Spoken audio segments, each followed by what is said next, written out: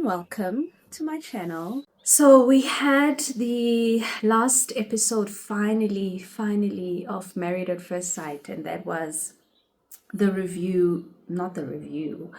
the reunion of the show, where we finally see, I think after 7 months, the couples back to reflect on what they actually think now that they've seen themselves on TV actually doing the things that they were doing, and where the couples are in terms of did they stay married or not.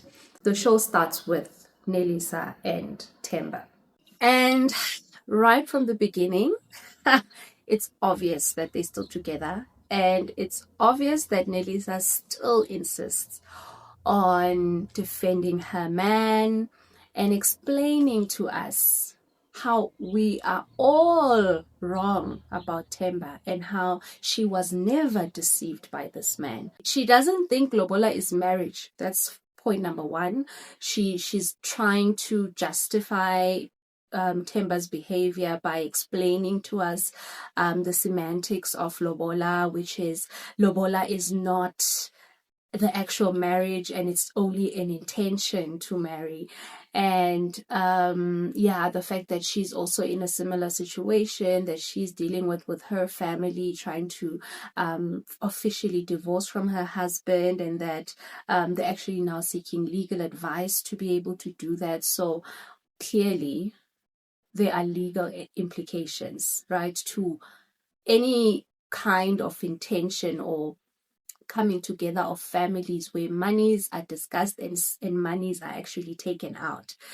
It's not a thing of, okay, we went to your family, but now we're deciding not to, and then that's the end of it, right?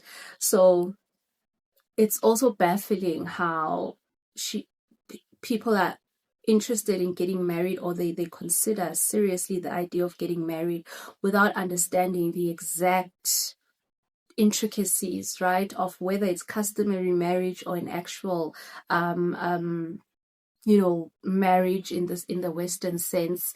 It's like, why don't you know what legally it means for families to come together and discuss and parts of the lobola to be taken out? Why don't you know? Even customarily, there's implications. Why aren't you armed with as much knowledge and information as possible about what marriage is, the different kinds of marriages, and how you go about it legally? It's like people are just so excited to just jump into this whole arrangement. Things like having prenups, things like understanding finances, and what a prenup means, and what it means to have it with accrual or without accrual. Things, it's like, why are you just jumping into this thing blindly? Because it's not just about the love element. It's not just about the fact that you get to live happily ever after together. There are so many implications in it, but you choose to just blindly go in, and then you find out later that actually, because my husband and I had families come together, there are legal implications. Now I have to seek legal advice. And also, then you want to defend this thing that your husband was married by saying, no, it doesn't mean that it was marriage, but you caught up in the same situation. So I found Nelisa's insistence on being ignorant about what actually happened, and if Temba was married and went to the show and found her and they fell in love, and she wants to keep this marriage going, she can just own up to it, tell us that, you know what, I realized that this happened, but I fell in love with this man. It's up to me how I keep him accountable for it. I don't appreciate being dictated to as to how I should handle it. Please leave me and my man be to be happy.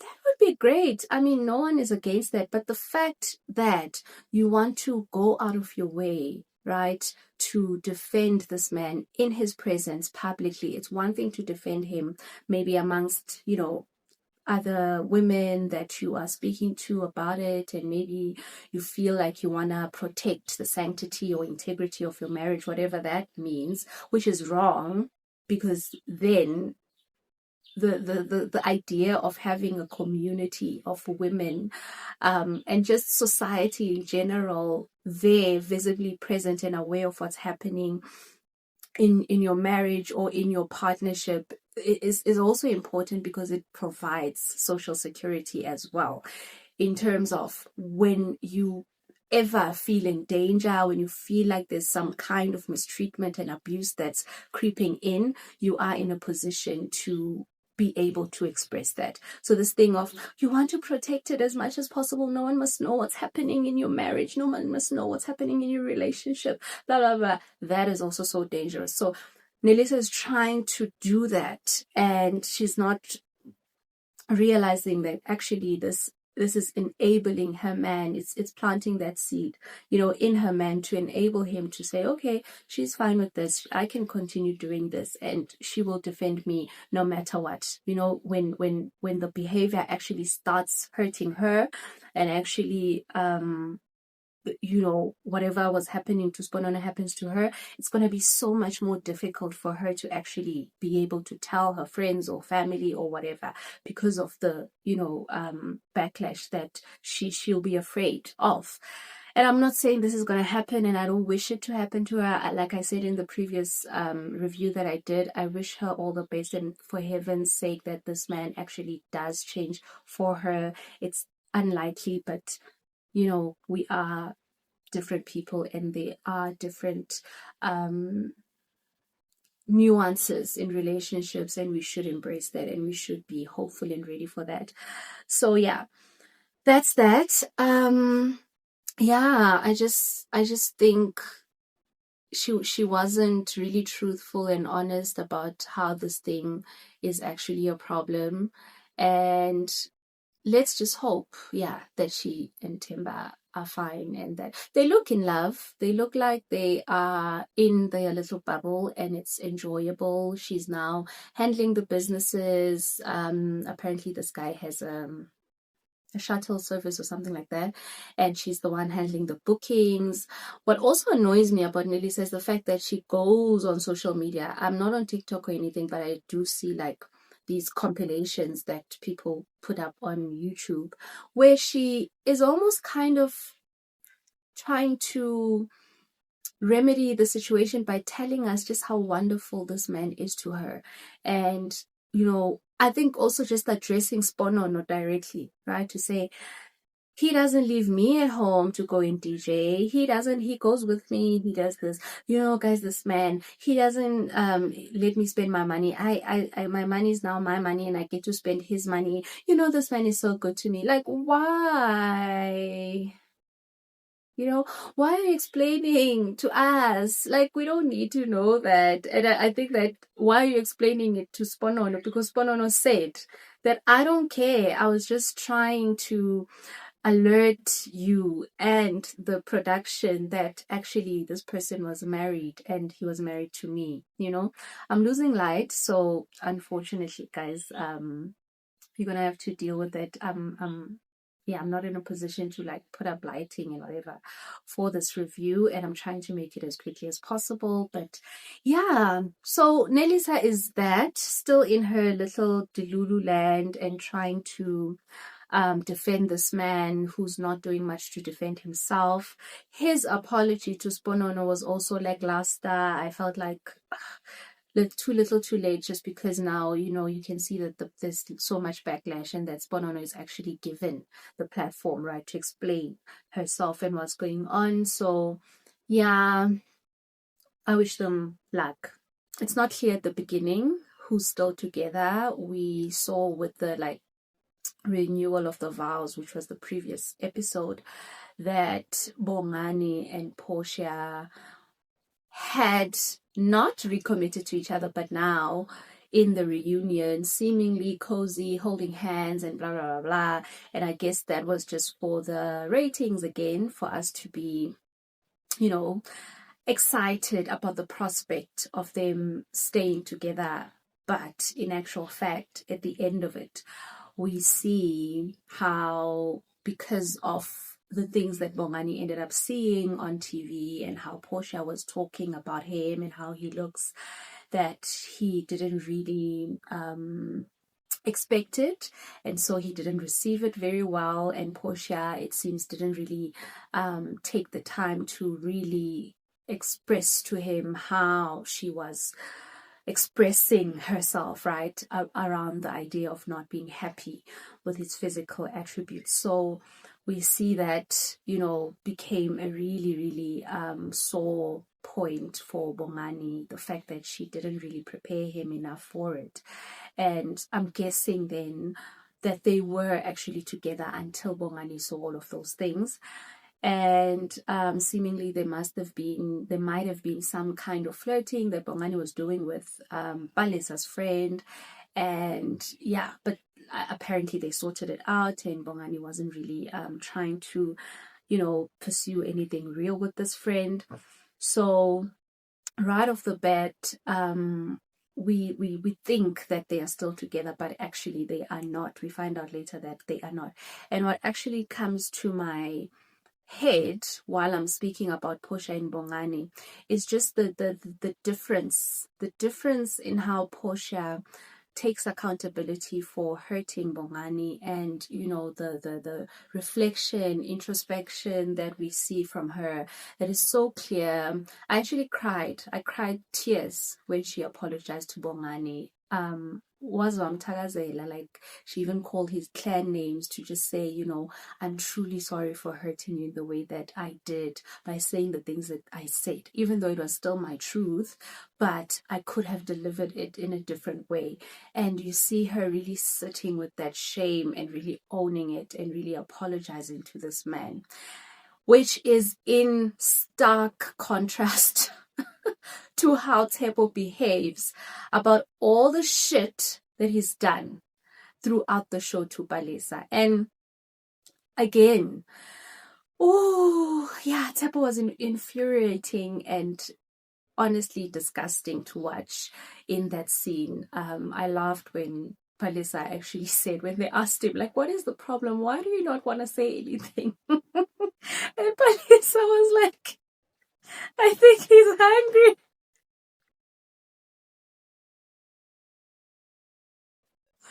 Yo, what? That woman, I love Palisa forever for saying that, because we needed something to really redeem us as a nation, as women that were watching this thing, really annoyed and pissed at how utterly, unashamedly, unapologetically dismissive and arrogant and just unwilling to contribute in any way or display any kind of emotional intelligence Teppo was in that show. So at least some humor for us to really break out of that. So I really appreciated Palesa for that. I think he might have needed a drink, because we saw him throughout the show really being, tethered to his liquid, beverages and alcoholic beverages. And I feel like maybe if they had given him something to drink, that could have also softened him up a bit and made him actually comfortable enough to share with us what is so deep and so, that he needs to share, that he feels unsafe to share in this production, and what kinds of victimization that he's had to go through in this show. But we didn't really get anything from him. But I digress. The show starts with Nelisa and Temba.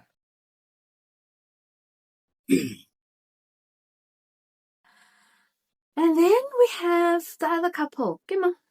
I did say about Portia and Bongani that I'm really glad that Portia was able to take ownership and accountability for the way in which she kept on emphasizing the point of him not looking the way she wanted him to look. But I don't think there's anything to rejoice about in that Bongani ended up actually rejecting Portia. And I don't think there's anything really to be said about, oh, you see what happens when, you don't value the man for just being bare minimum, and you focus on the looks. I don't think that's where the conversation should be going. I think it just happened that, you know, she found comfort, she found solace in this man. She was able to identify the good characteristics that he has. And just like she said, it had nothing to do with him having money. It was just this, growing fond of each other. And now she cares about this man. And if Bongani is ever in a position where he can get over this, how he found out about Portia, the length of Portia's comments about his looks, and he wants to try. I think he's gonna wanna try again with her. If that happens and she's open to it, then let it be. And if she has actually grown out of that idea that looks, should be the first and foremost for her, then let it be. She's grown to do that. But it's nothing to rejoice about, to say, oh, now he's rejecting her because he's seen and it serves her right because she was. No, that's not. It's just that they happen to grow close, and Portia maybe could have said something about the extent, but I guess she just didn't want to hurt him. And yeah, unfortunately, he ended up getting hurt anyways when he watched the show. So for both of them, I think there could be a chance. The experts, especially Tabang, really is rooting for them, and that's how we saw them. That's why they were trying to push them to actually recommit to each other. So I hope that it works out for them, honestly, and I hope that, and I guess this time it would be genuine, because then Bongani would be over that, humiliation or whatever, and Portia would have genuinely apologized, and hopefully they sort it out. But if they don't, I mean, it's okay. It's not a big deal. Then we had Nkululeko and who's this lady? Makoto. And right after the first question, Relebohile asks Nkululeko the first question about how he feels, what's the verse of the day. He has a verse. He prepared, I don't know if he prepared it or this is the verse, his go-to verse or whatever, but he actually does start preaching to us. And then he continues to say that he actually was not happy about the match that he was given. He did say he wanted a God-fearing woman, and the fact that, he got Umakoto, really, he feels like he was shortchanged and blah, blah, blah. And then Relebohile asks him a very crucial question as to why he decided to recommit to her in any case. And you could feel him like digging for the answer, searching deep within himself for the answer, to say, I wanted to see how she was like off cameras. And it was like, really, my guy, everyone could see, and he was never interested in Makoto. He didn't really like the match to begin with, and suddenly he wanted to be able to get a chance with her off camera. I found that to be so obvious that he's lying, and that he wants to make sure as much as possible that the public doesn't view him in a negative light. And when I saw that he has some podcast on YouTube now, I was like, oh, okay, makes sense. And Makoto also said he wasn't my choice either. He's not financially in a position to take care of me. And as we can see, he's now a podcast dude or whatever. So it's like, that was obvious that they were not going to stay together. They were not supposed to be together. And he starts also bringing up things about this friend that apparently was there when they got married, and Makoto might have actually gotten together with this friend. And I don't know how that's supposed to embarrass Makoto, because even if they were together, and that was years ago, what's that got to do with them actually being married now? He also alleges that Makoto took his car at one point and went to Deep Slot to sleep with a man. Like, wow, that's where you see that, oh, those comments that Tsepo was making about, this whole wife into a whole nonsense, and the fact that he was actually insulting Makoto, they actually align to what Nkululeko has been thinking and probably saying about Makoto this entire time.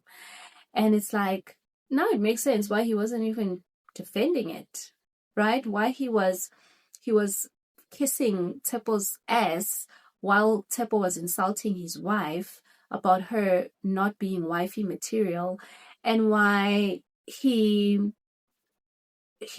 was so clearly letting this woman just go on and on by herself, defending herself for, the insults that she was getting from the guys. And I made an entire video about Makoto and how she needs to take accountability for some of that. But again, this just demonstrates how Nkululeko didn't really view this woman as a wife to him, and how, yeah, I don't think he really valued and thought much of Makoto anyways, and that's how, Tsepo and others were comfortable to say things that they were saying about her. Yeah, I think both of them ended the show by being petty again, highlighting that they had partners when they were not asked. Makoto saying that she has a boyfriend, so she's going back to her man, and Nkululeko telling us that he has a fiance 7 months later. And yeah, it just again demonstrates the level of pettiness that might have actually been happening behind closed doors, which Makoto has been saying was happening, but so kudos to them for having new partners, and hopefully it works out on both ends. And finally, we know that Tsepo and Balisa don't end up together. That was obvious. That needed to happen. The ex. So this was actually good television when Tsepo was being asked about, exes, previous partners, and the fact that Balisa was actually interacting with some of these exes on social media and blah, blah, blah. And then they were like, we actually have one of your exes here, and she's going to come and speak to us about what was happening. And then it was like, what? I saw Nelisa's face. I'm like, yes, this is the drama, right? That we really wanna. It's not nice, but I mean, it's television. And the ex comes, and she's also, pretty lady. Looks like she's got a good thing going for herself, good head on her shoulders. She's looking stunning and well spoken, like Balisa. And yeah, I found them to be very similar in terms of that, just their general aura and character. And they ask the lady, so what was the situation? And it turns out that this man has been with this woman on and off, and they've been trying to make things work. And that in fact, while they were still shooting the show, this man went back to her, trying to fix things, asking for a child, telling her that he's building a house, and that now he wants them to be together and actually announce. He wants to be able to announce this at I don't know if it's the recommitment or the reunion episode or something, that he's actually with her. So he was not only, as we've seen it on TV, emotionally, abusing this woman. And this is not me saying it. This is also Balisa saying that she felt emotionally abused by him. He was planning an entire, final nail on the coffin moment of embarrassing her on television. You get what I'm saying? He was, wow, so calculated and so narcissistic and so, wow. I was just like, okay, this man wanted to do this to this woman. The fact that he lied. Remember that when he came home trying to barge into the house at 2 a.m. and Parisa wasn't opening the door for him, he actually went to sleep at this woman's house, and he came back and told us that he slept at the car in the car for some time and then went to his mother's house. So it's like, oh, okay, now the truth comes out that he actually went to sleep at this woman's house. And I just felt like, thank goodness, it was such a redeeming moment for Palisa and for the rest of us who I feel like, some of the commentary, especially from men around this show, that was that you don't know the full story, you don't know what could have happened behind closed doors, we're only seeing Palisa being dramatic, you don't know. But it's like, this woman is confirming, and this woman says that any time that I've tried to build a relationship with this man, he has never had anything to say. And it's like, why are you trying to be married when you haven't really grown beyond child? I think his emotional capacity and emotional readiness for a relationship is that of a child. Like, I don't think he's even gotten, in terms of emotional growth, to the stage of puberty. And this is the thing about men and this whole discourse around a man should be a leader, a man should be a provider, a protector. Emotional leadership is also a form of leadership, and a lack of emotional leadership or an emotional stability in a marriage or in a home is detrimental. There's no space for a relationship to thrive if we are unable to sit down together and actually communicate how we feel. If we are unable to put words to those feelings and identify them and express them, and be able to actually hold space for our people to express their emotions back. And you see it by how he keeps on saying, I have nothing to say, I have nothing to say, I have nothing to say, because you don't know what you're feeling. You don't understand it. It's like he wants to pretend as if he's keeping his composure, that he just wants to be done with this, that, he's misunderstood. But it's like, how are people going to even understand you when you don't understand yourself to begin with? It's so bizarre how this man was carrying on, and it was giving this thing of please come and grovel and say something to convince me to speak up for myself. And apparently he did some tell-all interview in that podcast I said they go to.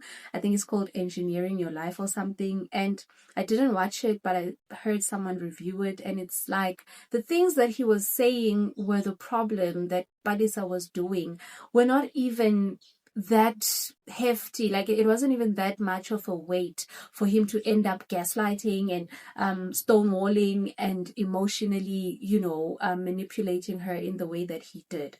It just didn't justify what he was doing to this woman. And it was like, wow, okay. So this is the person that wants to be in a polygamous marriage. He doesn't have the emotional or, as Palisa says, financial capacity to even carry a polygamous marriage. And I was like, okay, thank you. Thank you, because now all of the things we've been saying and thinking about Tebo were actually confirmed. And good for Palisa, because she finally, and she was so genuine in how she expressed just the level of readiness and how she fell in love with this man and how she was really in this thing to make it work, but it just didn't work out. And yeah, I hope that she gets someone who and some of the things she did, yes, might have been problematic, like the calling the workplace and pretending, it's like, why would you do that? But also, we shouldn't I don't think men should be comfortable in a marriage. We're not talking about dating. In a marriage where you committed, right, to each other to say, you are the only person in my life. Men shouldn't feel comfortable to come at us and be like, yeah, but what are you doing on my phone? Yeah, but what are you doing calling my, what are you doing investigating? We are married and you made vows. You made vows. So if this woman feels like there's something going on and she wants to find out because she's not getting the answers from you, then so be it. But there shouldn't even be a conversation like that, because there should already be openness and communication and honesty and loyalty in the marriage to begin with, because getting married is committing to be monogamous, right? And if you want polygamy, then do it customarily, and everyone knows what's up. So yeah. I think that's it.